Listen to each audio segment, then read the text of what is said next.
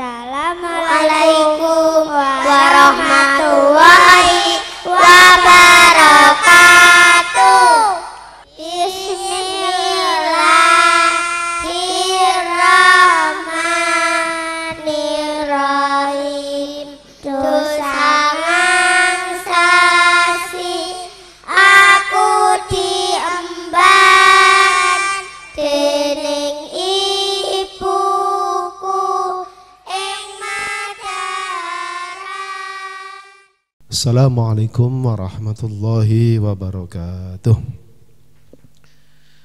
Bismillahirrahmanirrahim. Alhamdulillahi rabbil alamin. Wassalatu wassalamu ala ashrafil anbiya'i wal mursalin Sayyidina wa maulana Muhammadin wa ala alihi wa sahbihi ajma'in. Amma ba'du. Anak-anak sekalian, alhamdulillah kita bersyukur kepada Allah masih diberi kesempatan, kesehatan untuk melanjutkan belajar kita di pagi hari ini dalam mata pelajaran tarikh atau sejarah Islam. Baik, jika pertemuan sebelumnya kemarin kita sudah muqaddimah, kemudian berlanjut ke pelajaran pertama ad-darsul awwalu, lalu disusul dengan ad-darsus tsani. Di mana yang garis besar yang bisa kita simpulkan kemarin adalah pertama bahwa Khulafaur Rasyidin itu ada 4, Abu Bakar, Umar, Utsman dan Ali. Kenapa disebut Khulafaur Rasyidin? Khulafa artinya pengganti, Rasyidin yang mendapatkan petunjuk. Penggantinya siapa? Penggantinya Kanjeng Nabi dalam rangka memimpin umat Islam di Mekah dan sekitarnya, Madinah sekitarnya, juga memimpin negara yang ditinggalkan oleh Kanjeng Nabi yang berpusat di Madinah. Jadi fungsinya mengganti kepemimpinan agama, mimpin sholat, mimpin hukum agama, juga mimpin negara. Yang pertama khalifahnya adalah Abu Bakar. Mana secara garis besar kemarin Abu Bakar ternyata memiliki jalur nasab yang dekat dengan Kanjeng Nabi, masih satu keluarga besar, satu jalur keturunan dari Ka'ab, Murrah bin Ka'ab. Yang kedua, Abu Bakar ini ternyata orangnya memang lemah lembut.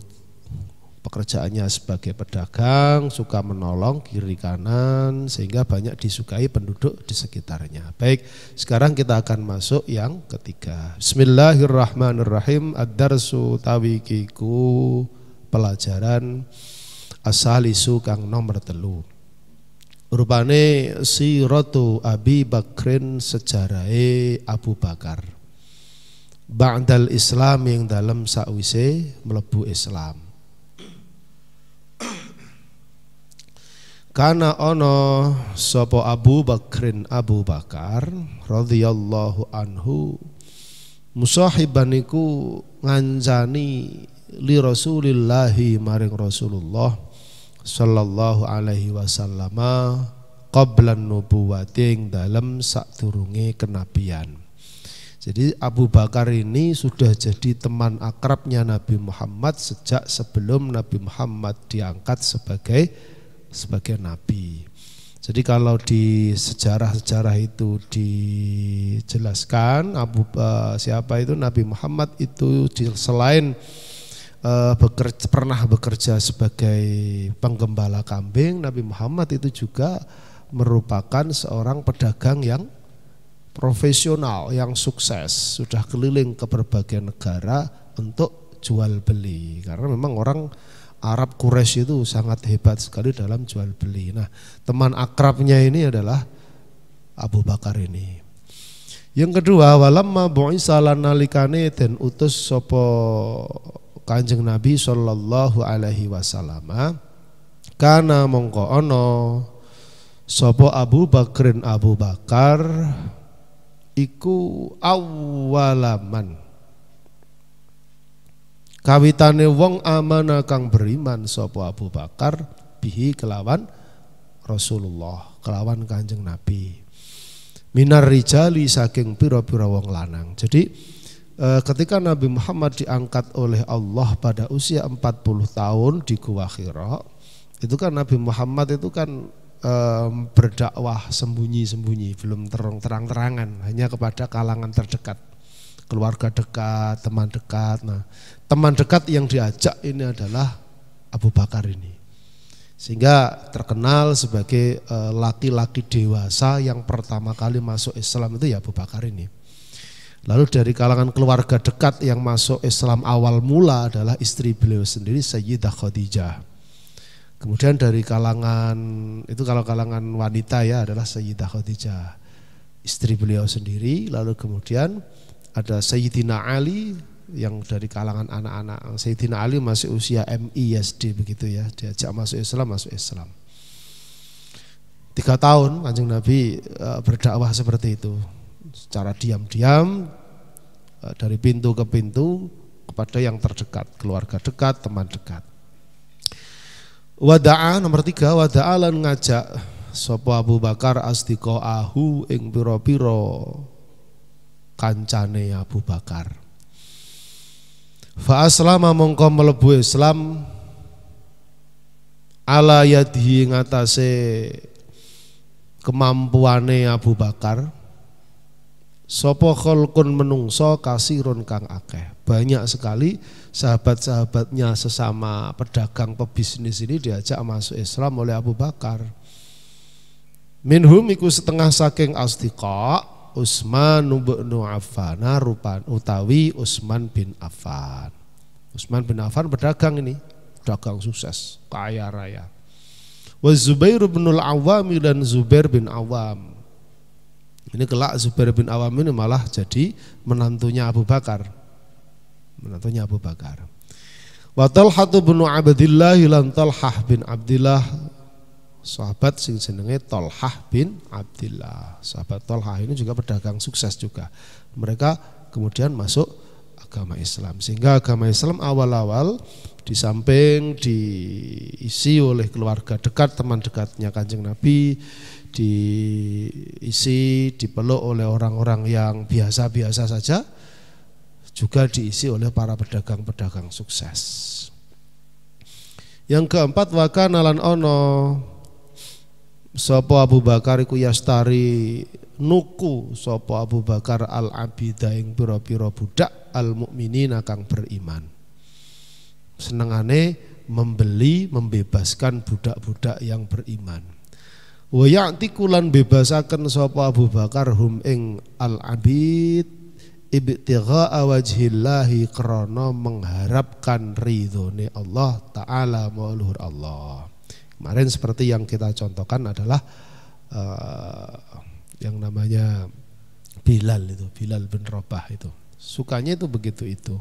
Nuku budak-budak sing wis mlebu Islam, setelah itu dibebaskan. Jadi hartanya habis Abu Bakar dipakai yang seperti ini. Yang kelima, walamma hajara lan nalikane hijrah sapa ar-rasulu Kanjeng Rasul sallallahu alaihi wasallam rafaqa ngancani sapa Abu Bakar hu ing Rasul. Ditemani oleh Abu Bakar ini mulai dari Mekah itu sembunyi-sembunyi. Salah satunya adalah yang terkenal itu sampai sembunyi di Gua Sur itu. Di Gua Sur itu sembunyi, lantas kemudian nenek ulo yang mau nyokot Kanjeng Nabi, terus kemudian ditutup sama tangannya Abu Bakar itu, sampai tangannya Abu Bakar dicokot ulo, terus keracunan abang biru itu, suwuk Kanjeng Nabi waras. Wadakholan melebu sapa Abu Bakar ma'ahu sartane Kanjeng Nabi al-ghara ing gua. Lah ini masuk di Gua Hira. Gua Sur bukan Gua Hira ya. Kalau Gua Hira adalah tempat Nabi Muhammad memperoleh wahyu. Wasara lan dadi sapa Abu Bakar iku yudafiu, melindungi sapa Abu Bakar anhu saking Rasul fil Madinah ing dalam Madinah, sampai menuju Madinah didampingi terus. Jadi ketika ada kisah Nabi dikejar sama Daksur itu, sampai di tengah padang pasir Daksur jungkel, mau dibacok Nabi jungkel terus, itu bersama Abu Bakar itu. Wa yashabu lan ngancani sapa Abu Bakar hu ing Kanjeng Nabi fi ghazwatihi ing dalem pira-pira pertempurane Kanjeng Nabi. Wa kana lan ana sapa Abu Bakar iku yahmilu nggawa sapa Abu Bakar ar-rayata ing bendera perang fi ghazwati Tabuk ing dalem perang Tabuk. Jadi nek perang itu ada bendera. Ya, maksudnya adalah untuk membedakan mana musuh, mana kawan. Juga agar untuk membuat barisan perang itu rapi kalau ada benderanya. Dan benderanya Nabi gonta-ganti. Dalam arti gonta-ganti itu warnanya kadang ya hitam, kadang putih, kadang hijau, kadang kuning, tidak tentu gitu loh. Jadi kita harus tahu royah itu bendera yang dipakai oleh Nabi ketika perang. Ada tulisannya? Tidak ada tulisannya.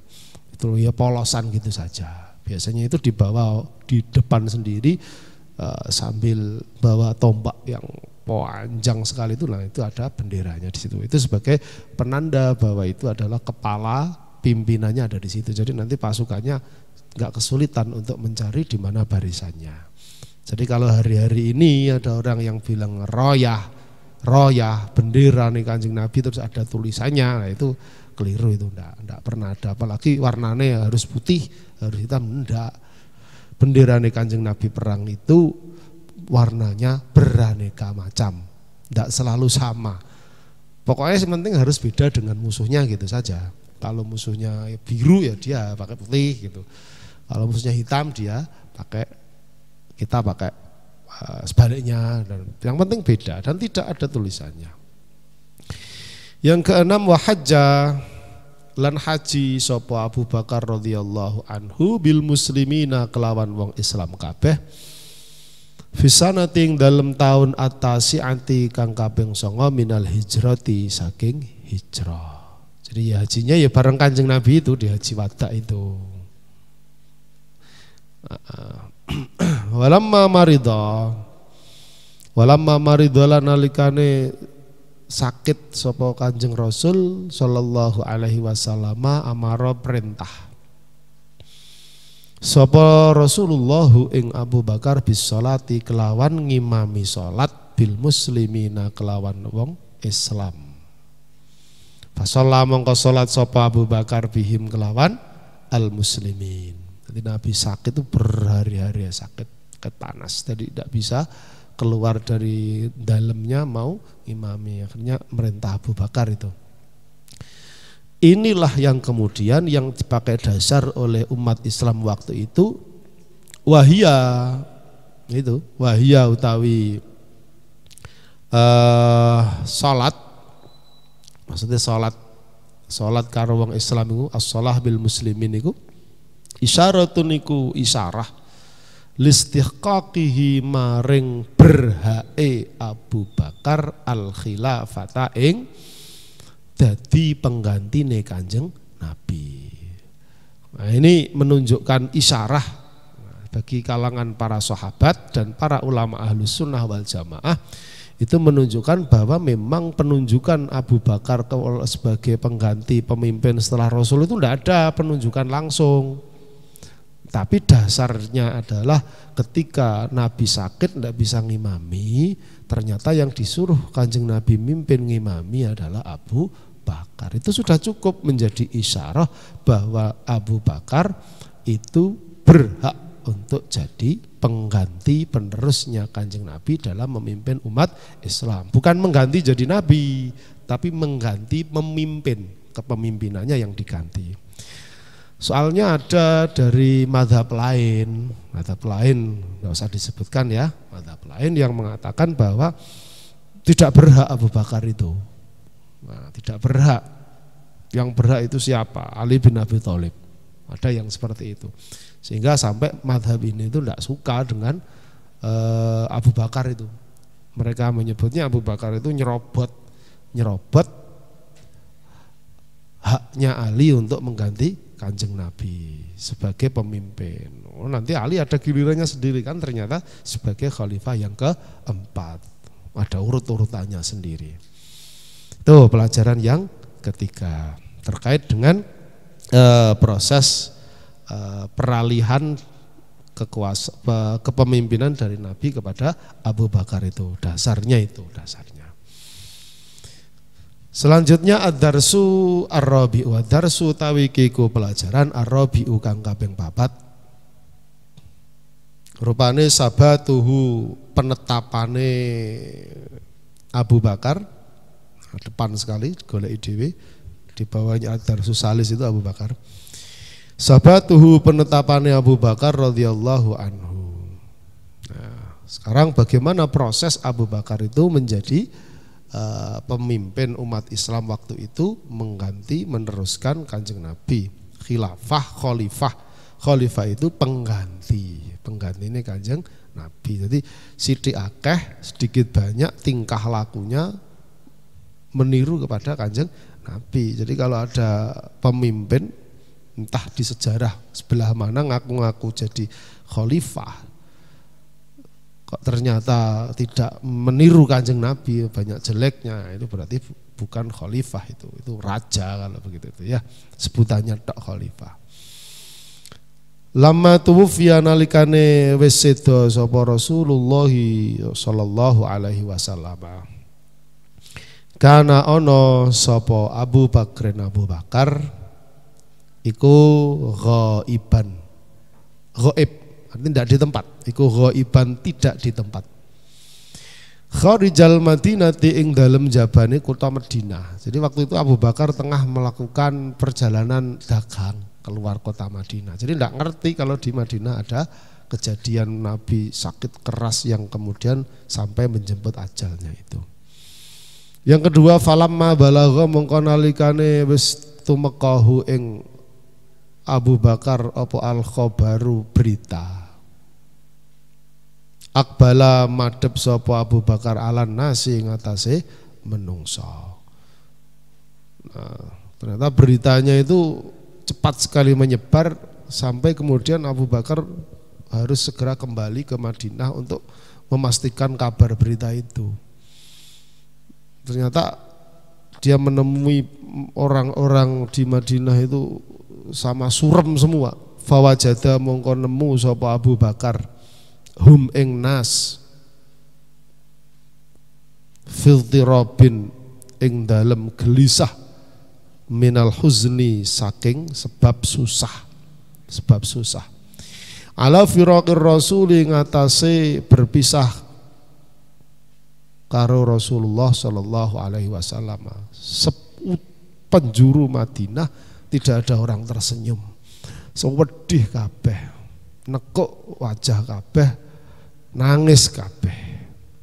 Mergo apa? Berita sedone Kanjeng Nabi. Nah, dalam posisi ini, nah seharusnya kalau dilihat masalah kesedihannya, Abu Bakar itu lebih sedih daripada orang-orang itu. Kenapa? Karena Abu Bakar sudah menemani Kanjeng Nabi mulai dari muda, awal mula jadi Rasul, mengikuti suka dukanya dari nol sampai kondisi sukses, mulai dari A sampai Z, bolak-balik, senang susah bareng Kanjeng Nabi. Otomatis rasa susahnya Abu Bakar itu melebihi susahnya orang-orang itu. Penduduk Madinah pun tidak akan ada yang menyamai sedihnya Abu Bakar ini.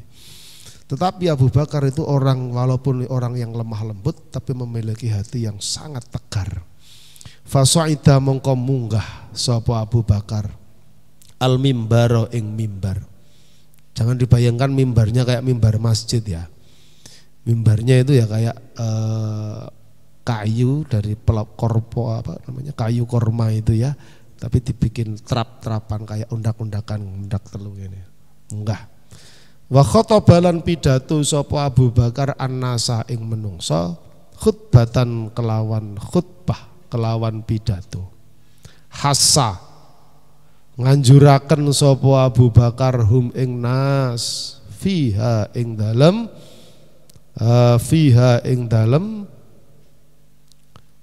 firaqir rasul ala sabri yang atase sabar, dilingno supaya dikongkon sabar. Ojo sampai, jangan sampai apa itu namanya, kesedihan itu membuat lupa, terlalu nemen bersedih, jangan sampai. Ja'a teko sapa Abu Bakar fiha ing dalem ala sobri, abalane maneh ala sobri ngatasi sabar. Ja'a kang teko sapa Abu Bakar fiha ing dalem iki mang fiha ing dalem firaqir rasul. Ditekani wong-wong itu dikandani, dibilangi ini khutbahnya seperti ini khutbahnya, atau pidatonya ya, jangan khutbah. Kalau khutbah nanti kayak Jumatan, pidato ini pidatonya. Man utawi sapane wong iku kana ono sapa man iku ya'budu nyembah sapa man Muhammadan ing Muhammad, fa inna Muhammadan mongko sak temene Nabi Muhammad iku qad mata, teman-teman mati, sedo iku qad mata, teman-teman sedo sapa Muhammad. Wa manutai sapane wong iku kana ana sapa man iku ya'budu nyembah sapa man Allah ing Allah, fa inna Allah mongko sak temene Allah iku hayyun, zat kang urip, la yamutu kang ora bakal mati sapa Allah. Jadi ini pelajaran berharga. Orang yang paling kita cintai pun pasti kalau Allah Subhanahu wa taala sudah menetapkan garis akhirnya ya, tetap akan sampai di garis akhir itu. Kita tidak bisa gandoli. Idza jaa ajaluhum la yastakhiruna sa'atan wa la yastaqdimun. Kalau Allah sudah menetapkan batas akhirnya ya akan datang. Tidak bisa diundur, tidak bisa maju, sudah. Bahkan Nabi Muhammad pun kan kekasih Allah, orang paling mulia, Sayyidul Anam gelarnya, kadang begitu. Sayyidul Anam itu gustine atau pemukane menungso, seluruh manusia itu pemukanya Nabi Muhammad. Toh Allah tetap menentukan garis yang sama. Jadi masalah takdir ini Allah tidak pilih-pilih. Terus Nabi Muhammad terus umurnya 1000 tahun gitu ya, tidak bisa. Itu kan sudah aturan. Jadi di dunia ini Allah menetapkan satu aturan, yang aturan itu tidak bisa dilanggar oleh apapun, siapapun tetap akan ikut dengan aturan itu. Akeh itu aturan akeh. Air itu kalau jatuh itu kan pasti ke bawah, tidak pernah air itu jatuhnya ke atas, tidak ada. Waduh Pak, apa air mancur, sak mancur-mancure air tetap nanti akan balik ke bawah. Nah itulah yang namanya aturan garisnya Allah sudah ditetapkan, tidak bisa melewati batas itu.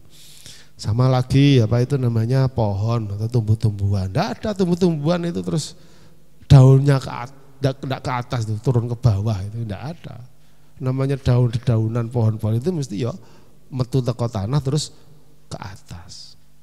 Daunnya itu keluar mesti menyambut sinar matahari, itu pasti. Nah itu garisnya sudah seperti itu. Ada daun kok turun ke bawah ke dalam bumi, ya gak lucu juga, nanti susah itu gimana. Padinya turun ke bawah, berbuahnya ke bawah, keduk-keduk pari di bawah. Wah itu telo itu ada lah, tapi kan pohonnya tumbuhnya ke atas. Nah, diingatkan seperti itu bahwa ada yang membuat aturan semua itu yang tidak akan mati. Nomor 5, summa tala nuli maca sapa Abu Bakar qaulahu ing dawuhe Allah taala maulur Allah. Surat Ali Imran ayat 144. Ini kalau tulisannya tulisan dewi. Kamu tulis sendiri ya, Ali Imran ayat 144. A'udzu billahi minasyaitonir rajim. Bismillahirrahmanirrahim. Wa ma Muhammadun illa rasul qad khalat min qablihi ar-rusul afa imma ta'aw qutila qalabtum ala aqabikum wa ma Muhammadun lan ora ana utawi Muhammad iku illa rasulun kejaba utusan.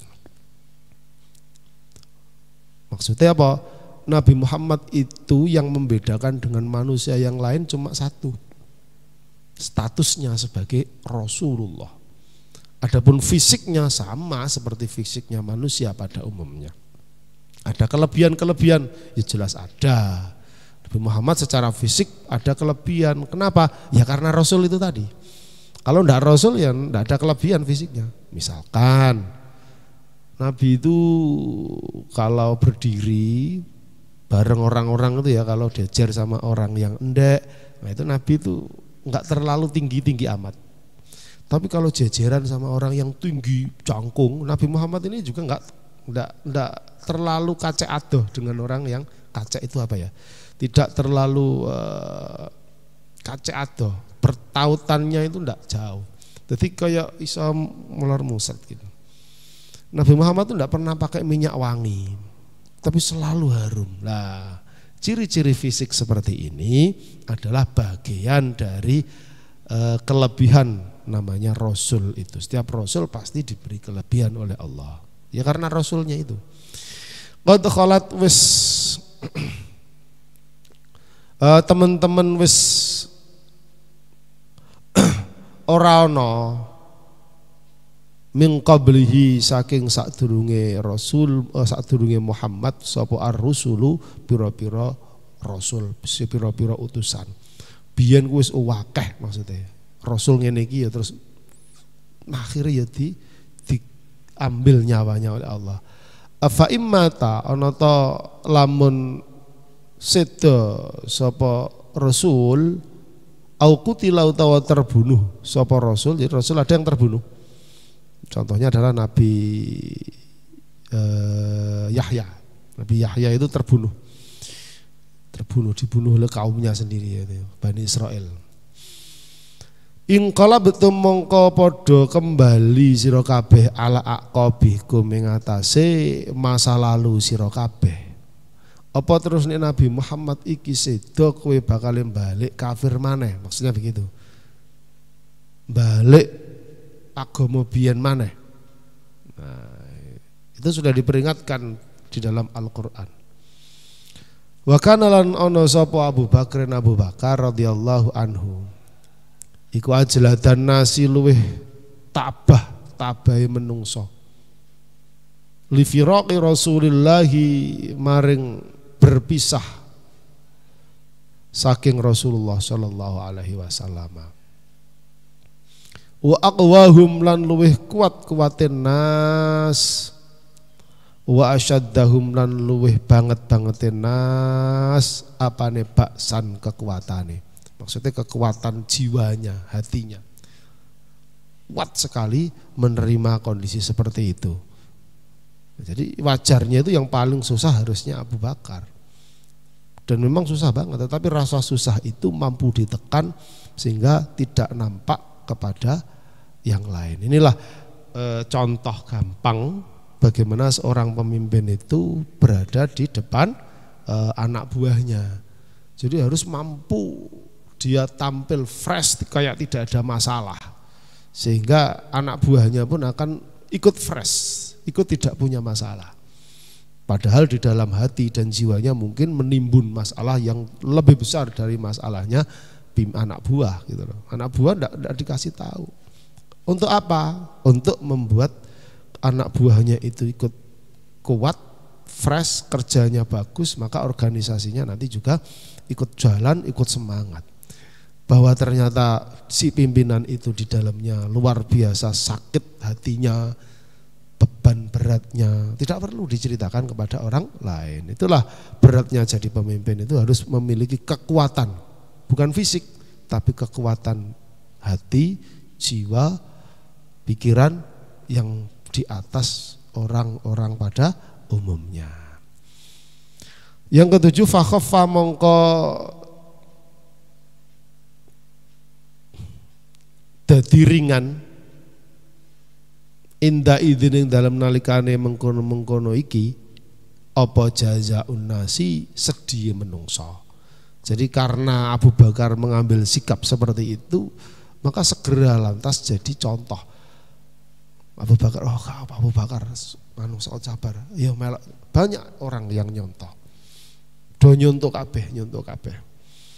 Nah, itu kan yang paling terkenal adalah dalam kaitan ini adalah yang tidak bisa ngempet susahnya itu sampai kayak Sayyidina Umar bin Khattab itu kan sampai menangis mripate abang tapi campur nesu.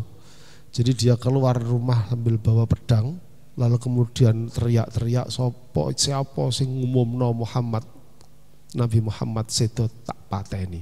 Saking gak kuwate ngempet sedih berpisah karo kanjeng Nabi. Umar yang begitu hebatnya itu saja tidak sekuat Abu Bakar dalam hal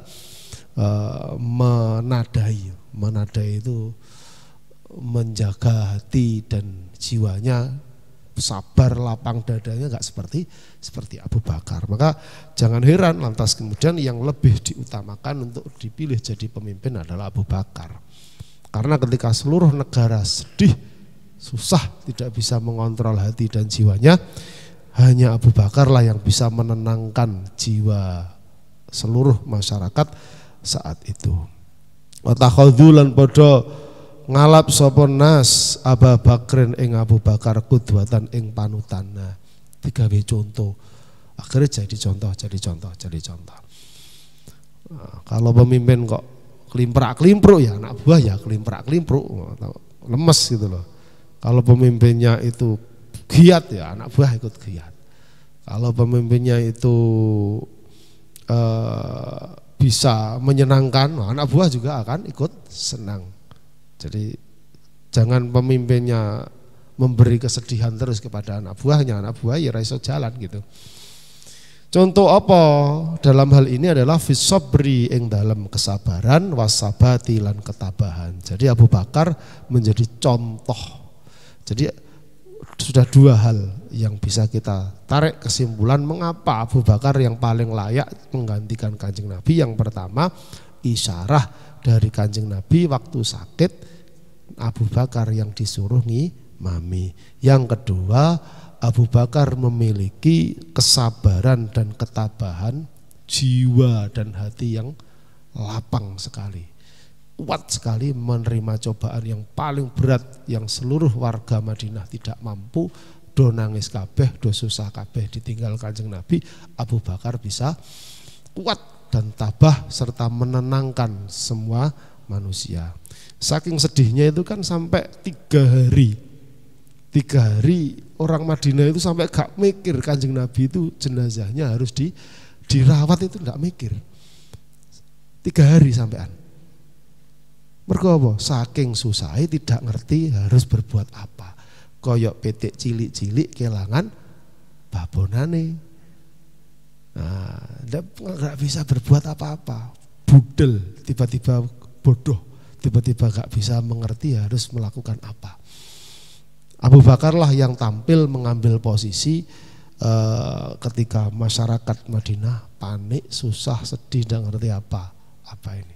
Itu prosesnya. Lantas kemudian setelah itu baru setelah masyarakatnya tenang, terarah, terpimpin, baru setelah itu sudah iya kayak kelingan jenazah Kanjeng Nabi gurung sempat disolati, dimandikan, disolati, dimandikan, disolati, dikubur. Nah, inilah 2 pelajaran yang kita petik hari ini, yaitu pelajaran ketiga dan pelajaran yang keempat. Setelah nanti dimaknani, nanti akan dikirimkan bahasa Indonesianya oleh madrasah di channelnya, nanti di bawahnya, di bawah videonya nanti akan dikirimkan bahasa Indonesianya. Nanti bahasa Indonesianya silakan untuk disalin. Jadi maknani, setelah dimaknani nanti disalin bahasa Indonesianya. Seperti yang kemarin juga disusulkan bahasa Indonesianya untuk disalin. Demikian untuk pertemuan kali ini, semoga ada guna manfaatnya.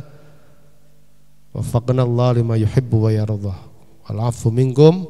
Wassalamualaikum warahmatullahi wabarakatuh.